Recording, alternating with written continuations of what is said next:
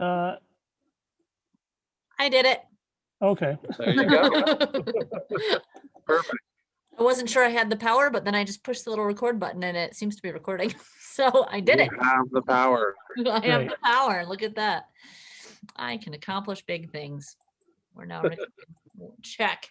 We've got the first thing accomplished in the meeting. And we're at 4:01.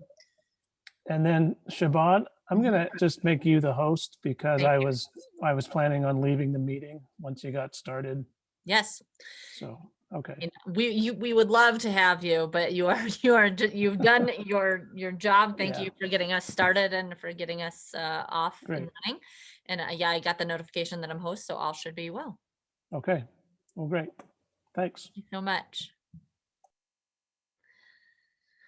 And I'm going to check my list of attendees. If Weston is on the road, I'm going to check my list of attendees to make sure we have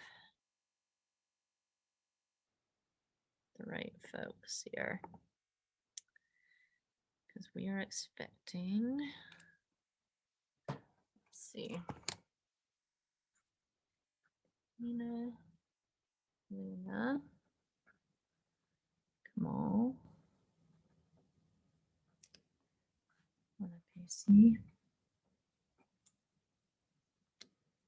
Places, Samantha,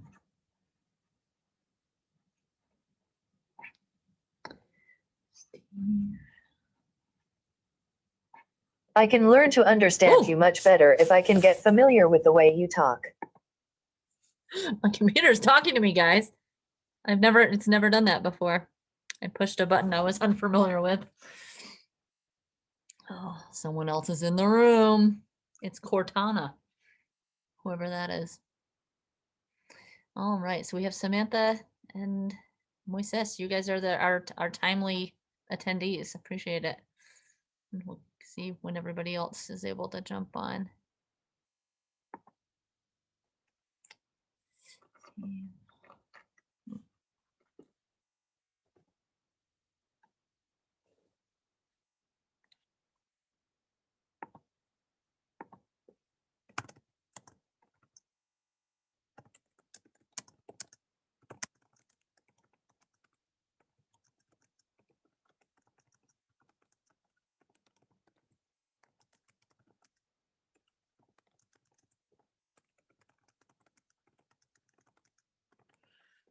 Replying to everybody so they can have the link at the top of their inbox. So I know sometimes it gets buried in mine.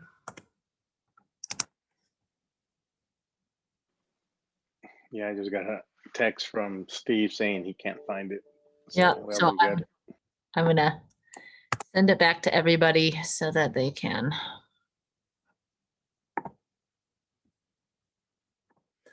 Yeah. When they send them ahead of time, then 50 emails come in after, and it's hard to dig down and find the one that you need sometimes. Okay.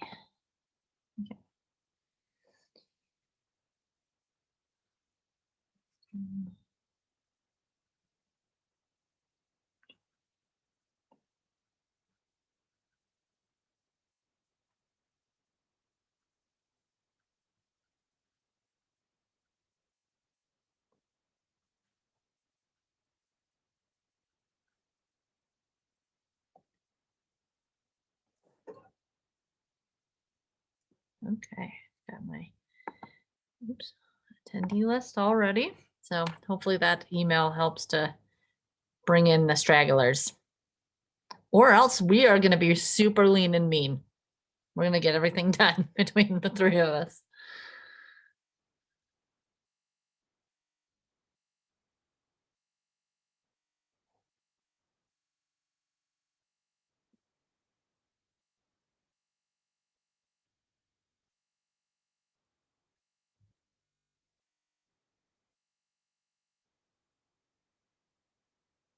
Oh, there's Anna Pacey. Hello.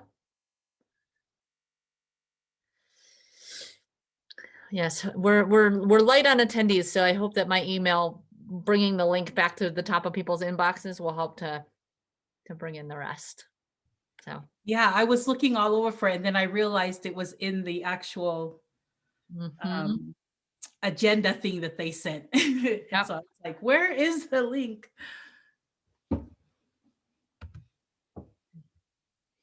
Yep. And we're expecting, let me see.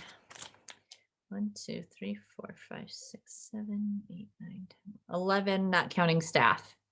And so with 3, I'm going to wait a few minutes to get started, if that's, so we're not having to repeat ourselves, etc. And Siobhan, I am home now, so that you know that I'm not completely useless at this point. Oh, good. Well, we knew you weren't completely useless, but I jotted down my attendee list, so don't worry about that. I will do that. Oh, good. I will let you know that I have a puppy and 2 children here. So hopefully I have bribed them all into silence. One can't guarantee that, but all the bribery will work fully for the whole hour. So I'm going to try.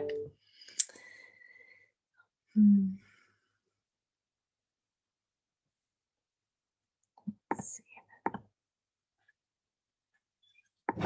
Ooh. I'm going to take the opportunity to let the dog out. Hold on a second.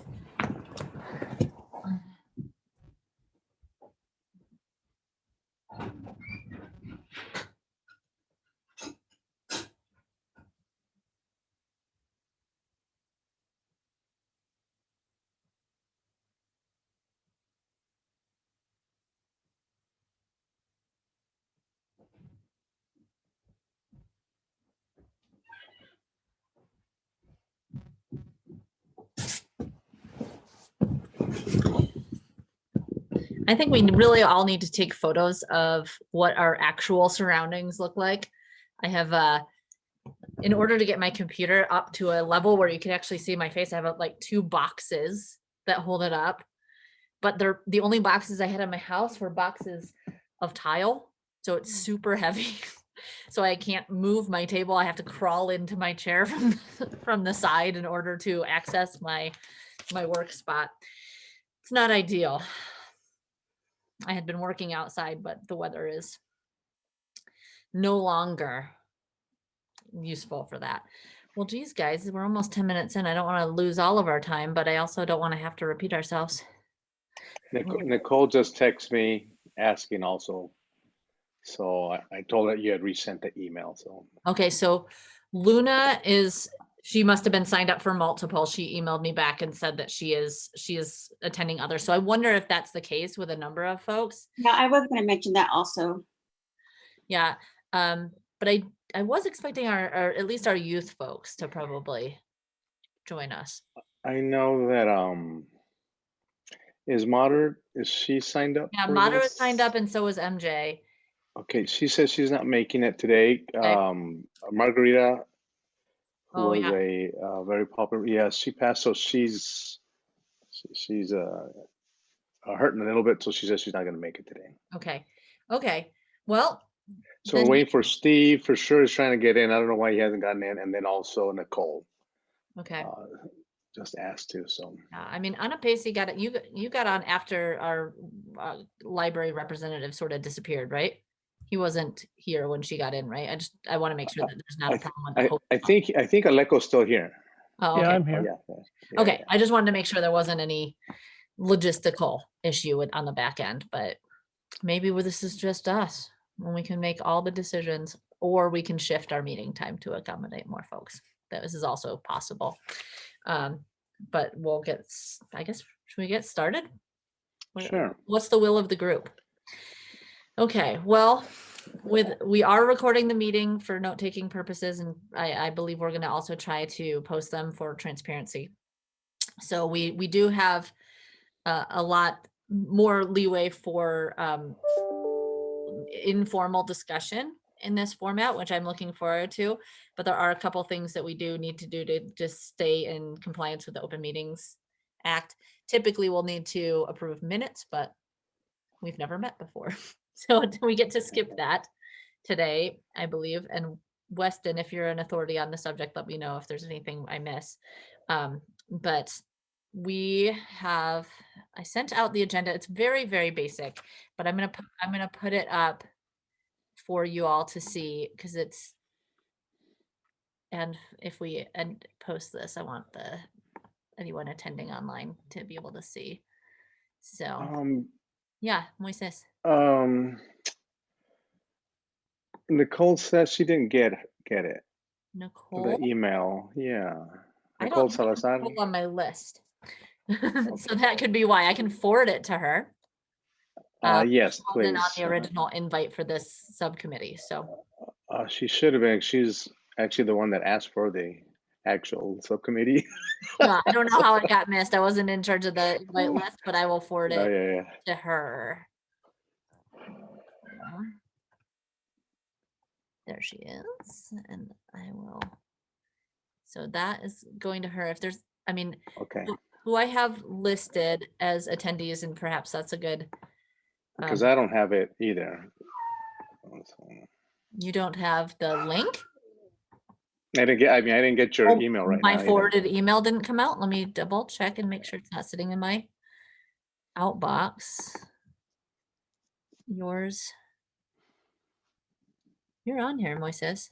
And so it should Is have. this a school safety? Yeah, right. school safety. Yeah. And Yeah, it, no. I replied to all and it shows as sent in my outbox. I'm not quite sure what else to Okay. troubleshoot on that. There's Okay. Nicole. There she is. All right. Okay, hello. I apologize, Nicole. You weren't on my oh, she's not connected. You weren't on the distribution list for this one for whatever reason. So I apologize, and now you will be. I bumped you out, Nicole. Okay, so my spam filter for some reason was filtering out my emails from another board completely. So I wasn't getting like meeting minutes, agendas, the Zoom invites, and I'm the president of the board on that one. So it was really bizarre. So I thought, is it happening with this one too? Do I have to create an exception? What is going on today? So no worries. Then the Salt Lake City system triggers my inbox to jump to spam as well. Okay. Well, we're just going to get started. I think there's a few people who are not going to be able to be with us today. So the roster that I have as it stands, but there may be people who are having to make decisions because of conflicting meeting times. So that may be why we're a bit light on attendees. But I have Davina, Kamal, Anna Pacey, Moises, Samantha, Steve, who was still going to try and get on. Yeah, he says he didn't get the email either, so I'm going to forward him the one I got. I just barely got yours, actually. I just I'm gonna forwarded forward it separately. Like I replied all to the group. Okay. And I wonder if it's that racial equity, like the overall email address that's spamming things out. Possibly. Anyway, because I forwarded it to you separately to test that because you were on my distribution list on the first one. Yeah, it's weird. Anyway, so Steve, and we'll assume that he's coming. Weston is here. MJ and Mother. Aaron, Alafa, and is it Alai? I'm not sure I know who that is. ALAI. Have I run into this person? They haven't. Yes, it's Alai. Is it one of the youth? It must, is that right, Moises? Okay. And so we don't have any of those. And Nicole, now I've added you. For whatever reason, I didn't have you on the roster, but you are now on. So with that, can you all see my screen with the agenda on it? Great. So we're going to do welcome introductions and just talk a little bit about the subcommittee process before we get started. And then this item 2 that we have here is a group discussion on subcommittee scope and defining success, just so we can know what we are aiming for. So we can be very clear on what we think we can get done as a group, what work we have ahead of us, and what it will look like when we're done. What is it we're trying to deliver? What is it we want to accomplish? And then we're going to prioritize those scope items, assuming that there is a lot to get done. If we can put what's most important, what's paramount towards the top, that'd be great. Oh, there's Steve. Hello. And then we're going to discuss, I'd like to at least get an idea of what kind of data we're gonna need so that we can have resources to start looking into those, so that we're not waiting on, hey, we wanna know what percent of this is what, whatever data we need. I'd love to get those requests out so that we can be most productive when we meet. And then we'll set our meeting agenda for the next time and also discuss our ongoing meeting time to make sure that if you want to participate in multiple, we can shift if that's the will of the group, or we can stick with this. But if we stick with this, then we have to talk about shifting on the Veterans Day holiday, because that we do have one of these that would land on the Veterans Day holiday. So that's our agenda today. With that, I believe all of you have met me. I'm Siobhan. I'm facilitating. My role is simply to make this group as productive as you possibly can be and get whatever goals that you set forth met. So that's I'm here to serve you. And so I believe we've all met, but let's just do a formal introduction because we are recording this. So we want to make sure that anyone who ends up watching it can meet all of you as well. So Moises, go ahead and introduce yourself. My name is Moises Prospero. I'm originally from Texas. I've been here for 14 years. I live in Salt Lake City, West Side, and a criminal juvenile justice researcher for nearly 30 years. Excellent. Samantha, you're next in my Brady Bunch lineup here. Uh-oh. I wonder if Samantha has frozen. An educator and a parent of 2 daughters, one in middle school and one in elementary school. I am currently a PhD student in political science department at the University of Utah. Wow. Excellent. Thank you, Samantha. Anna Pacey. My name is Anna Pesi Kaili. I am Sorry. The principal and director at Mana Academy Charter School. We are a K-12 charter school located in West Valley City. Nicole. I'm Nicole Salazar Hall. I was born in Utah, raised mostly in Utah, lived in Southern Texas for a minute. I live on the East Side represent. In Salt Lake City. I live with my husband, my 2 little girls. I'm an attorney here in Salt Lake City, downtown. Come from a family of activists, and my focus in law focuses on family law and domestic. But I'm also on the board of a whole bunch of other organizations, and I've actually found I enjoy working on policy, which was kind of weird. Never thought I'd like policy, but it's actually a lot of fun. That is a very grown-up thing to say. I love working on policy. Steve, you are next up. Hi, Steve Andrew Weirden, born and raised here in Salt Lake City, Utah. I am retired from law enforcement. I worked for 25 years with the Unified Police Department and the Salt Lake County Sheriff's Office. I retired as a precinct chief and served in several roles in the department, including training and as the commander of the Metro Gang. Excellent. Thanks, Steve.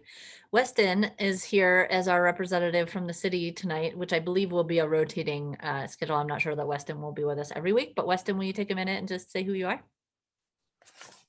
Oh, sure. Weston Clark. I'm the Director of Community Outreach for Mayor Mendenhall at the city. And I just thank you all for your work on this and your energy you're spending. Thanks. Excellent. Thank you. Okay, so my understanding is before we were brought on as facilitators, my sense is that there had been some discussion about the importance of this topic and some discussion about why the group is passionate about this topic. believe, Moises, there's also been some discussion in the youth subcommittee about this. So this next agenda item, I'm hoping I'm going to shift what I'm sharing to just be a blank document to kind of record what it is we want to accomplish in this subcommittee, what it is that we want to do, and how we'll know if we've gotten there. So I think we can just go, there's few enough of us that we can probably just go rapid fire if somebody wants to unmute and give me their thoughts on what things we want to tackle. So I can start because this this is something that's been near and dear to me for quite some time, ever since I was a DCFS caseworker. And I had suspicions about school resource officers, and not to say it's a bad thing, but Is that music concerns. from you, Nicole? Yeah, my daughter has her piano lesson right now, and my husband. Okay, that's fine. I just want to make sure it wasn't me. No, it's me. Okay, piano go ahead. lesson. But I had concerns about how children of color were perhaps treated in that microcosm, and I had concerns about the school to prison pipeline. A recent Voices for Utah Children report substantiated those fears, and I think we do need to do something on this micro level to address how children of color are interacting with school resource officers and really determining whether school resource officers are even needed, especially on the elementary school level. And I think that report is publicly available, and I think it's already been provided to the rest of the commission, but I have copies of it in case anybody needs it. I can send it out. Okay. And so if you can always tell me if I'm capturing these in a way that makes sense, if you want me to capture them differently. Speaking of children's needs, what? Okay, well, you're gonna have to wait. I love you. Okay. I tried to bribe them with food, but they didn't like the food I bribed them with. Who else has something to share? So I have the school to prison pipeline, how children of color interacting with school resource officers. Nicole, would you say that second one would be better stated as if school resource officers contribute to the disproportionality of students of color with the juvenile justice system? Yeah, I think that would be accurate to say the upcharging and the gang enhancements, I think, do a lot to lead to disproportionate representation of children of color in front of a juvenile court judge. The changes to the new statute show that the number of children appearing in front of a juvenile court judge have been reduced drastically statewide, but the children who are most benefiting from it are white kids. So white kids aren't being brought in front of juvenile court judges as often, but Black kids, Latinos, Latinas, Pacific Islanders, Native kids, their representation is way high right now. So I think it's Natives and the Black kids are the ones who are most disproportionately represented in the juvenile justice system right now. Oh dear. Okay. And you said that's right now we're seeing mostly Black and Native children who are the most disproportionately represented. Right, they're the most disproportionately represented. Latinos went up a bit, but it was Black kids and Native kids who saw the greatest increases, which was scary given their populations here in Salt Lake County. Okay. What else do we want to cover, or are there other things with it? I mean, those are pretty broad topics that you brought up. So if there's other things within those, do we want to unpack those a little bit, like the school to prison pipeline? What are one of the areas that actually goes in both of those is students with disabilities, usually meaning mental health conditions. Our juvenile justice system is packed with kids with disabilities, both mental health and substance use. So just like with law enforcement out in the community, what does that look like in our schools as well? And then when school safety specifically, go ahead. Sorry, sorry. I have got to go let that dog in. Excuse me. Okay. It's really, really an upsetting noise. Hold on.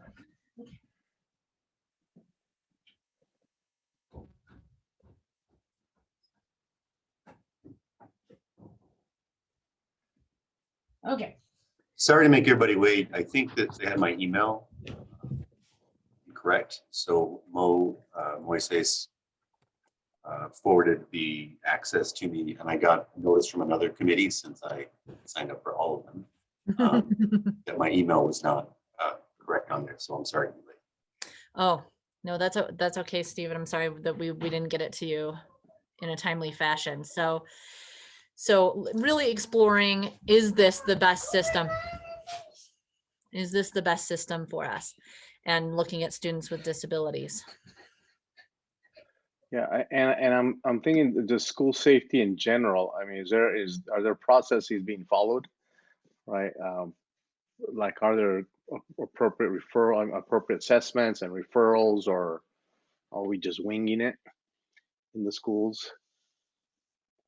So if a kid does have ADHD, are we actually able to catch that and refer them to a mental health issue, mental health services, versus seeing it as a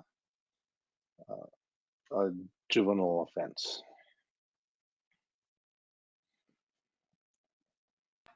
Samantha just told me that her connection is really bad.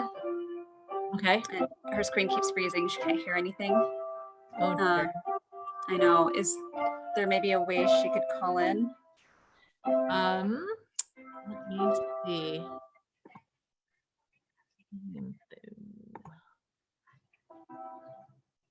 I believe they asked folks to check in ahead of time if they had issues like that, so that they could generate a phone number. And I don't think that there is one. And I'm so sorry, Samantha, but if you are muted. I think I'll just stay off video, and that might help with if it's a bandwidth issue. I don't know. Okay, well, we will know that you are here even though you're off video, and please do speak up and participate. And we'll just Okay, great. rock it that way. Even if you chat, it'd be cool too. Yeah, Yeah. we disabled the chat. I believe that has to do with the open meetings. So, sorry about that. But if Samantha's texting Nicole, that's another way. Maybe she could be her voice today. And we'll try to work that through for future meetings. If we do need to do a phone number, we'll make sure that that's available. So I want to make sure, Steve, that I got this this last bit correct, because you said, are there systems being followed, or is there each school doing their own thing? And then you mentioned something about the criminal justice, and I'm not sure I got that correct. I think that was Mo that was, sorry, Mo. Was it? Sorry. I know we look alike, but twins. It's a facial hair. Now he needs to put me down. It's the ponytail. It's the ponytail. I could have had a ponytail too. Oh yeah, just again, are there assessments? Is there a process? So is there a protocol when there is student misconduct that follows best practice? Right? And there should be some kind of protocol that says, there has to be some kind of assessment, even if it's an initial kind of a quick assessment, what's going on, versus an actual standardized assessment. And then from there, where's the decision tree? If we find X, then we should go to Y, instead of just winging it and saying, oh, I remember Mo, he's a pain in the butt, I'm getting tired of him. Or using our own biases to guide our practice, right? That's what we're trying to avoid. And what are we doing to be able to address that? So one, is there even a protocol? Are there those policies? And if so, are they best practice? Okay. What else would be useful? And just to add on to what Moises said, how are their systems being evaluated? Like, is there an evaluation process at the end of the school year to check if this is really, if it's effective? And so I'd like to know how they're evaluating their process.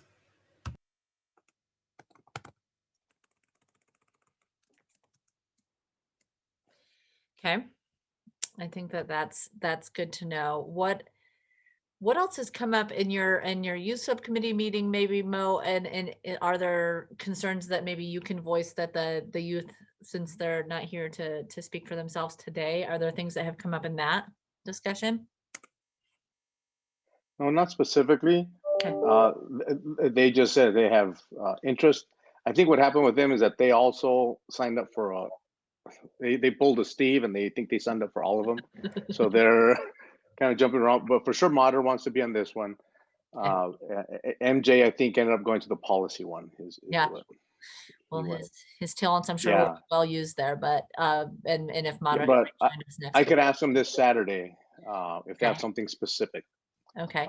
So in case this happens again, I could bring that up. Okay. I know that one thing that's brought up a lot at our school, and especially students who have have had a really bad experience and coming in from public school to charter, one of the questions that has come up a lot that we've discussed a lot is who is the safety for when we say school safety? Who is it for? Is it for the staff at the school, or is it for actual student safety when we talk about school safety? I know that that's a question that we've talked about a lot in regards to, because we do not have SROs at our school. It's something that we specifically opted out of for this particular reason. But this discussion has come up a lot.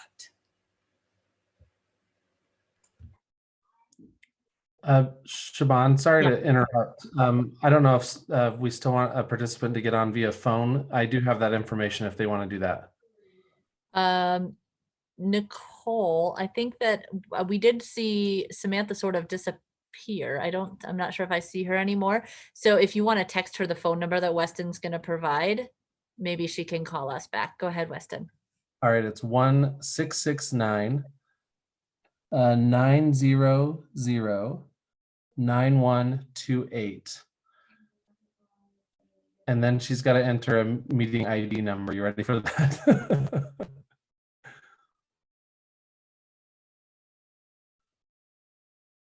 Okay, it's 9400 656 3820.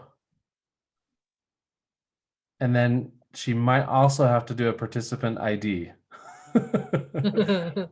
And that is 392154. And that might be me. I have no idea, but that's she should be able to get in with that. Yeah, very likely she probably doesn't have to do the participant ID. That would probably just link her phone number to her name. Okay. But there's few enough of us here that will know who she is when she arrives. In fact, maybe she shouldn't do the participant ID because it may take an audio away from me now that I think about it. All right, sorry to interrupt. Yes, thank you, Weston. No, that was useful, and hopefully that will bring Samantha back to us, bring her back into the fold. So we've got. Can someone unpack if there's more in that school to prison pipeline that we need to, or if all of these things kind of fall into that, or if there's other things in that we want to tackle with this group?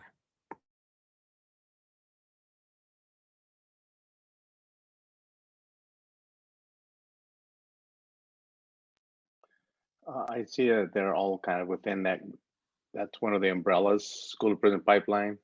Also, the other one was disproportionate minority contact, which is now called racial and ethnic disparities, RED. And so those two are the kind of like the big concepts. And so these fall in. How is it that these things, policies or lack of policies, contribute or don't contribute to the school to prison pipeline, to racial and ethnic disparities?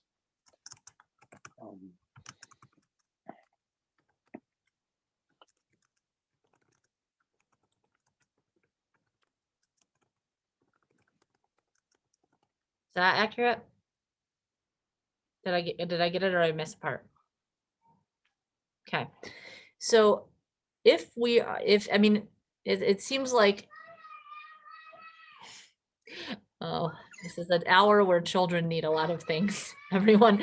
So I am so sorry, but I have a child yelling at me. So bear with me for one second and think about if we've covered this or if there's other things. And really, I mean, there's a lot here. These are big questions. So if this is it, then this is it. But give me one moment. I think you need an SRO at your house. Oh, this is a rough time for kiddos. But, I'm not. I don't know what else. What else is there? I mean, I have concerns about how allegations are referred to the DA's office, and ultimately, once something's with the DA's office, the SRO has no control over how it's charged, whether it's prosecuted. That's with a completely separate agency, and we have no control over that one. But and this may tie in, Moises, with your protocol issue of when there is misconduct. Is there maybe a sub protocol of how allegations are referred to the juvenile court? Because I know that can affect how a case is prosecuted, is what an officer recommends. But that's in the adult system. That's what I'm used to. I never defended in the juvenile court kiddos. I only defended adults in abuse neglect allegations with DCFS.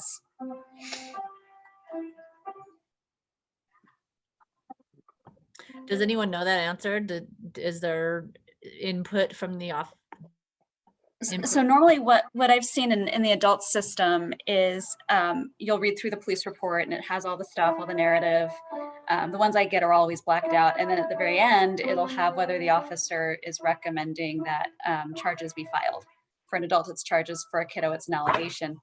And it'll list specific charges. Not always, those aren't always charged. Like I've seen ones where it's like 10 things. 10 different violations of statutes, and the prosecutor charges just like 2.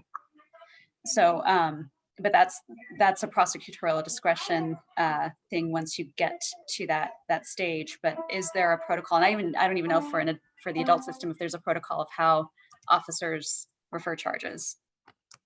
So in red here, I'm going to kind of list some questions we need answers to, whether this is data or whether it's just asking the right person. So say your question again. So is there a specific protocol in how allegations are referred to a prosecuting agency? Well, it's going to be the DA's office. A city prosecutor won't handle these.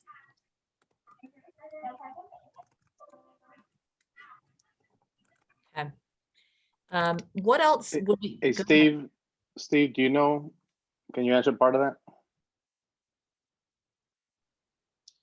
Yeah, I'm trying to think through it. I think in the school, there'd be a discussion with the administration on whether it should be charged or not, and depending on the level of the violation, it can be done with a citation, where it would just automatically go to the court, or at least to the DA's office, and then through the courts. And then the higher level violations would need to be screened with the juvenile prosecutor.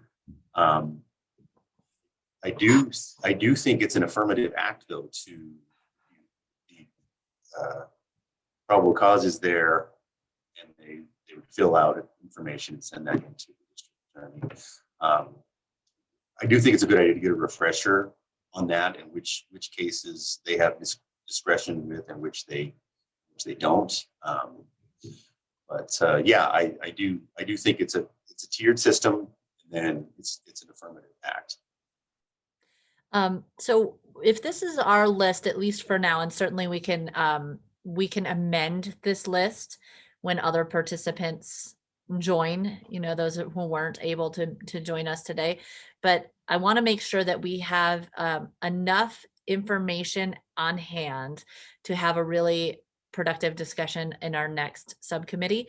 So what I'd like to do to just follow the agenda and be a good soldier on that front is to then now let's look at which of these makes sense to sort of tackle first, which, or if there's a number of them that sort of go together that would make sense to discuss as a deal, package deal, to make sure that we're tackling kind of the most umbrella item first, and if there's other things that fall beneath it, then we can unpack those as we go.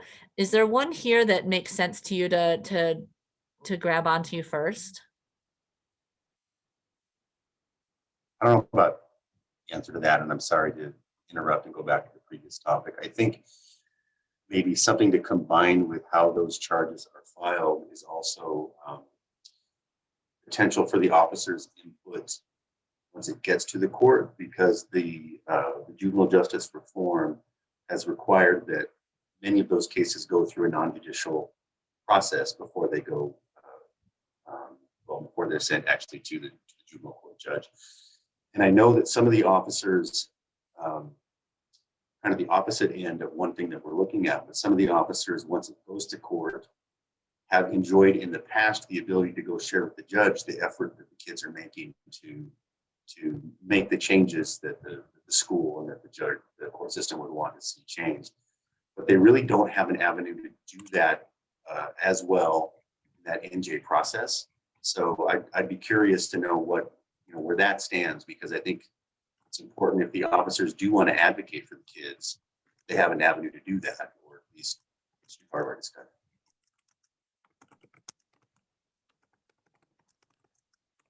I think one of the issues is that more white kids are getting the non-judicial dispositions and the brown kids are not. I think that's where some of the disconnect is those brown kids are being upcharged.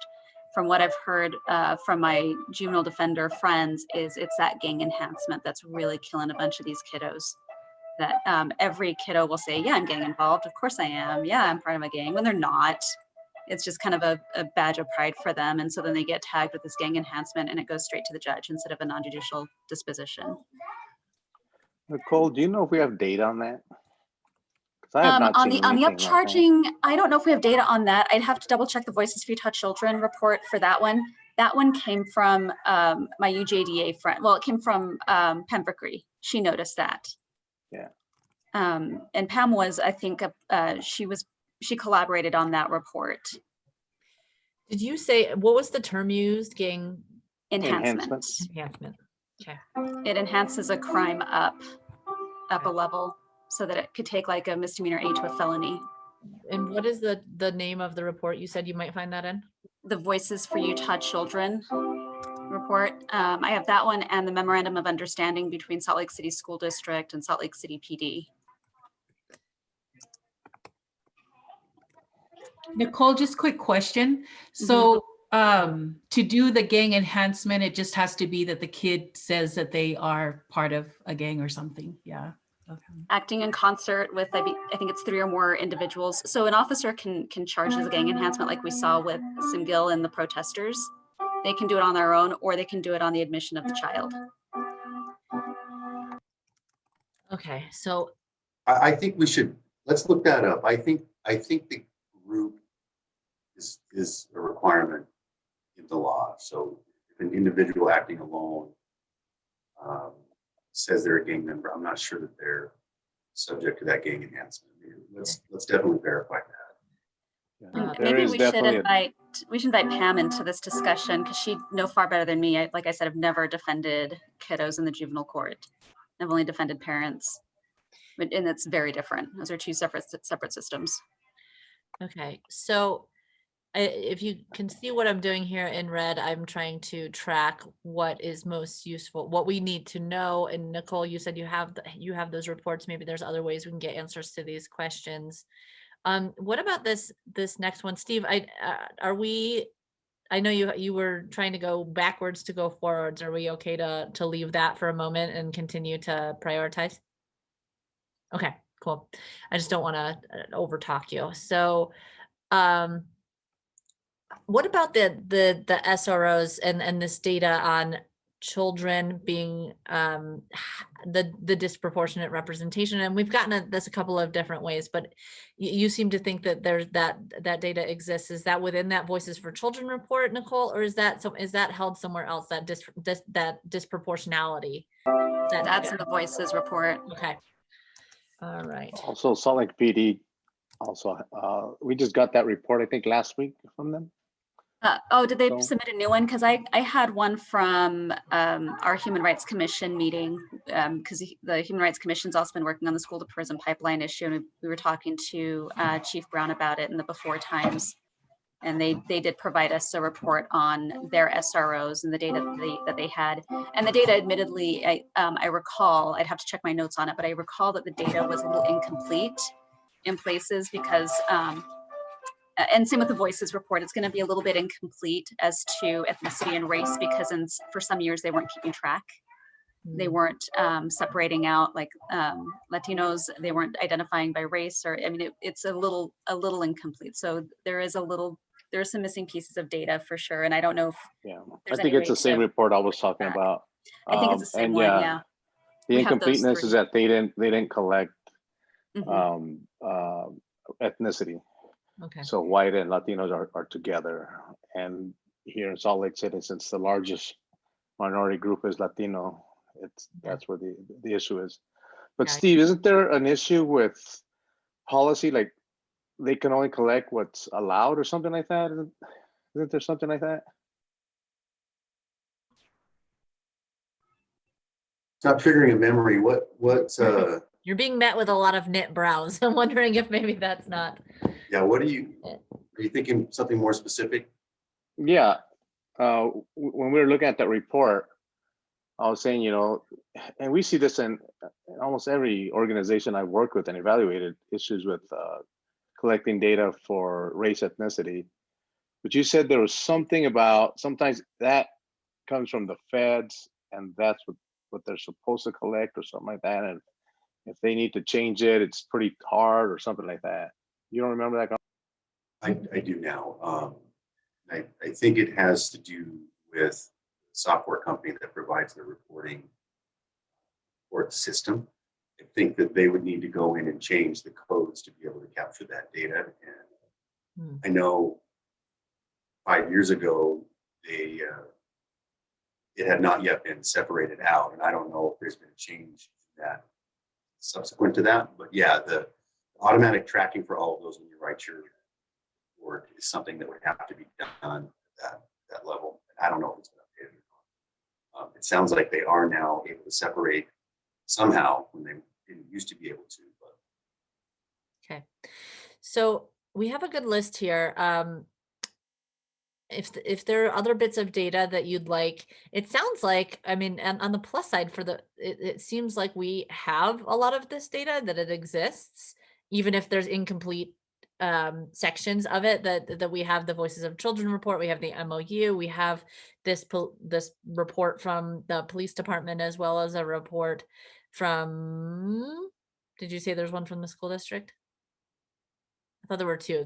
So Salt Lake City PD. So it's Salt Lake City PD's Voices for Utah Children, and then the Memorandum of Understanding. Yeah, so we have a lot of that data. Nicole, have you already provided that to Coletta? Does she have that in a file somewhere? Okay. Yeah, So, it's in. Have her check the Google Drive, the Yeah, Reps Google Drive. I know there's a magical Google Drive. I haven't gone through the whole thing, but what I'll do is I'll go through and link that here in the notes so people can kind of take a look. But I think we can probably infer what success would look like based on the questions that you have here, but I want to be explicit about what we're trying to accomplish. So if I was to take what you're saying and turn it into a desired outcome, it sounds like is our goal to, we want to understand the efficacy of the SRO program, and if it's not effective, are we looking to get rid of it, or are we looking to put protocols in place that make it effective? Which is the desired outcome? I think it's both. Hmm. with everything's on the table. Right? Because I mean, if it's so horrible that it's Mhm. really just hurting our kids, and yeah, but if it's not great, but we can fix it, and there's all these positives, which is something we haven't put in there. Is, you know, what are the positives of having a school-based law enforcement program? Well, then let's fix it, and yet we could still keep the positives. That's how I see it. But Anapesi, I know like you guys didn't want SROs there, and so what do you guys think? Yeah, I my kid's school doesn't have SROs at all. But I mean, in full disclosure, my kids go to a private school, so we don't have any SROs. And so kids who are caught scratching tables with their pens are talked to sternly by the principal with their parents. And it's handled that way. They're not referred to any juvenile court or any, you know, for any sort of discipline that way. But a kid in a public school system would have. So I'm more in favor of having social workers take over that role. So the way I've captured that here, if you can see below, is we're going to examine the efficacy of the program. If it's not effective, we can recommend changes in policy or process, or look at replacing or ending the program. So perhaps there's, because, and I'm going to ask maybe what's a ignorant question. My understanding of the genesis of the SRO program was tied to the uptick in school shootings, or the perceived uptick in school shootings. Is that correct?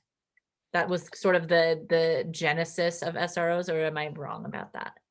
I don't know if that's a genesis, but that's really where they exploded. That's where they got really large after that. It was maybe in place in certain places, but got much more. Okay. I seem to remember that it started in inner city schools, urban schools, and then expanded after the school shootings happened. Okay, so sort of that weapons, knives, you know, things like that, during the whole I mean, I'm from New York, but I seem to remember that with like the metal detector stuff that was happening before that, and then okay, good, thank you. And so just to add a little. Yes, please. History of that, back in the 80s, the sheriff's office, LA County Sheriff's Office, they started working in the schools, and they called it the SAY unit, SAY, the Sheriff's Assistant Unit, and it was intended to be a role model of positive engagement in addition to investigation and enforcement of laws, you know, in the school. There was definitely intentionally that positive role associated with that. So I'm not familiar with the genesis in other areas, but I do know that at least to a degree on the local level, it's going to be a positive interaction. So I've written down that, and it sounds like we have some understanding, but I think if we're going to look at replacements, obviously we would want to understand the goals of a program like that, so we could look at what might be a effective replacement, or an effective, like something that could accomplish that is not the SRO program. So we can look at that and see if we can get some more information. Go ahead. Yeah, and I think that's the main thing. We need to know the purpose of it. Mm-hmm. And you know, we were talking about the hardening of schools. Is that the only purpose of the SRO? And Mm-hmm. and if it isn't, is it that they can still do that piece, but then we have other pieces that add to it, or as people have said, bring in more of the social services aspect instead? But is that security piece still able to can you still do the security piece? And so yeah, I think just we have to know really what the purpose of it is, instead of in our heads thinking they're here to give tickets and to put Mm-hmm. kids in prison, when if you really talk to them, that's not how they see it. Because yeah, it seems, I mean, I doubt they put a program into place to get these results that we're talking about now. And so it seems like we have a pretty good understanding of what the results of the program are, or the negative. I wouldn't even say that either. No, because we have some data, but I don't know if that's the totality of the data. So you're right. I think we're getting some results. Yes. Well, we have some understanding of sort of the less desirable results. And Yes. so with this, if and we're getting close to time, I want to be respectful of your time, but it seems to me like the other desired outcome, then there's a court piece here. So we have the SRO program and the efficacy, but is there a court piece that we need to or that we want to look at recommending changes to, because there is a point where this leaves the SRO program, right? Is what Nicole is saying. Yeah, there's a piece that we do have control over, and there's a whole other piece that we won't have control over. Like we don't have control over the statute. We don't have control over the DA's office and how they prosecute those cases. But what we do have control over, at least we can make changes with, is how those charges or allegations are referred to the prosecutors and whether they're referred. So I think that's as far as we can really go. Okay. I mean, we could collaborate with the administrative office of the courts and the juvenile justice committees that are out there, and I'm sure they'd be happy to work with us. But as a subcommittee and a commission, the most we can recommend to the mayor is what is in her jurisdiction. Sure. So then does this, maybe our goal can be very elegant and simple, and it'll just be one thing to, because I mean, there's a lot packed into that, to just, if we can examine it and recommend the changes, then maybe that's what we can do as a group. I will clean this up and make it a little more formal and send it to the entire group, those who were not able to be with us today, and in our next meeting we can amend this if that becomes necessary. I think also between meetings we'll see if we can't get some of these reports out for folks to dig into if they have the time. With that, I want to talk a little bit about process, because and right, Siobhan, really yep, quick. So the Salt Lake City pays for the Salt Lake City PD SROs. Okay. So there is that piece there too. So the Salt Lake City School District and the Salt Lake City Police Department have an understanding, and then those funds for the SROs comes from the Salt Lake City School District. So if we're going to be making changes, we're going to have to be working with the school board as well on a lot of these issues. But it's not their entire thing. They don't pay for everything. No, not everything, but there is a piece that they do pay for. That's why there's the memorandum of understanding is there is some funding between the school board and Salt Lake City Police Department. I believe the rest comes out of city funds, like the general city funds. Yeah, usually at the most it's like 50% of the salary. Sometimes that it goes even lower. So perhaps if we get to the point where we're looking at policies where it might cross over, it might behoove us to have a representative from the school district come and be an advisory voice, or consult them outside of the meeting time to get their opinion. Is that what we're talking about? Yeah. Okay. Yeah. Fair enough. Can I add something really quickly? Please. Yes. I know that on the school level, so the school makes their own policies, right, from the board, or on the district level, the district makes their own policy. But all of us, as we make our policies, has to adhere to the larger Board of Education policy. So if the changes come from the Board of Education policy, which is state rule which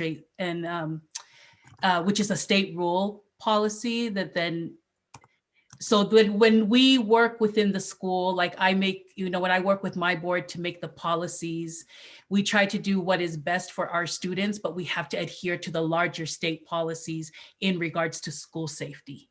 So if anything, there's like the change that could be on the local and district level, but even with the local and district level, we have to adhere to the state level school safety policy. Okay, so that does, it speaks to the scope that Nicole was talking about, that perhaps that's another place that we might bump up against in our ability to make change, is that state level. Okay. And that's USBE. Yeah, from the USBE. Yeah, that's from USBE. Yeah. And they have now a school safety department or something like that. That's a collaboration between USBE and DPS, Department of Public Safety.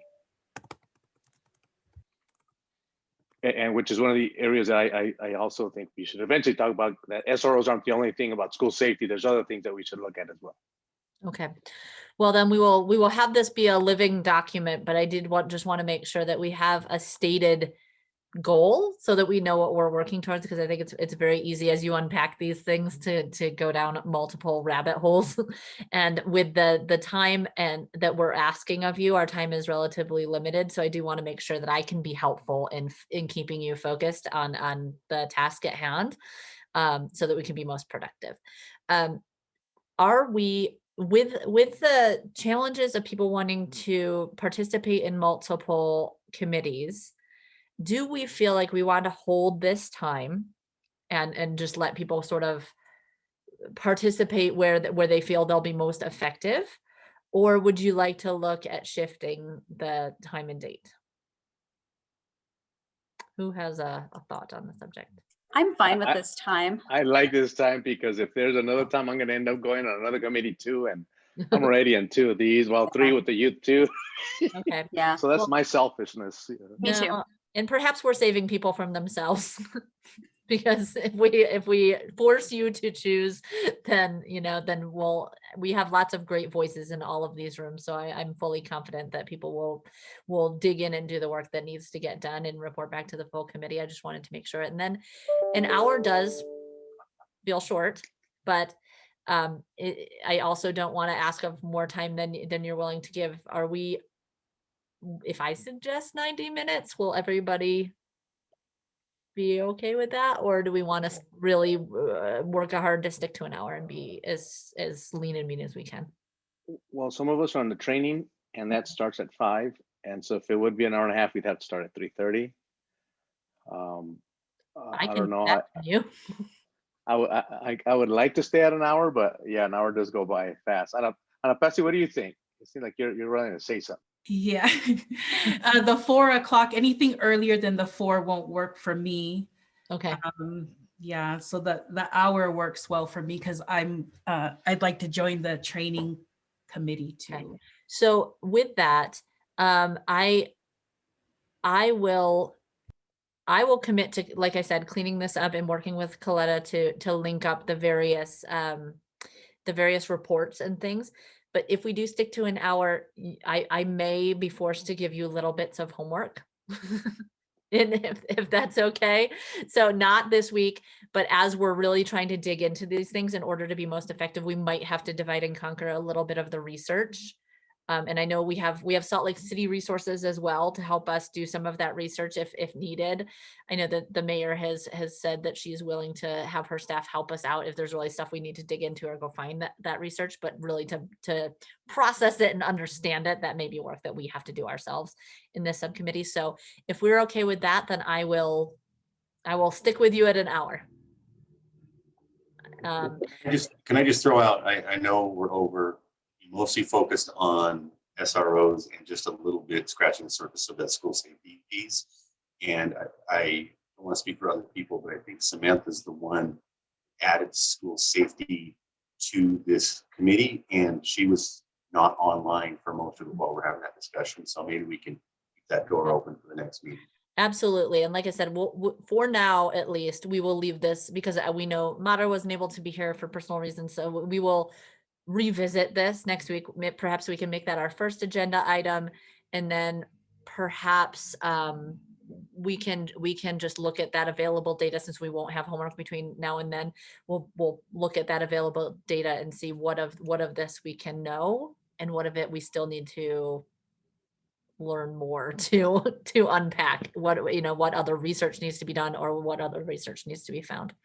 So if we're okay with that being the next agenda, I will also put that together and put that out for all of you. If you are having conversations with other commission members who want to be a part of this committee, do please let me know, reach out, or if I know, like Steve, we had an issue with your email address. If you hear any other issues about people, the water not meeting the end of the row in terms of communication about this subcommittee, do please contact me or city staff to get that rectified. And if you are trying to jump on to the next one, I'm gonna be respectful and give you back your day, but thank you for being here. I'm excited about this work. I have children as well, and I am interested in this, which is why I was excited to be the facilitator for this one. So I think we're gonna get a lot done.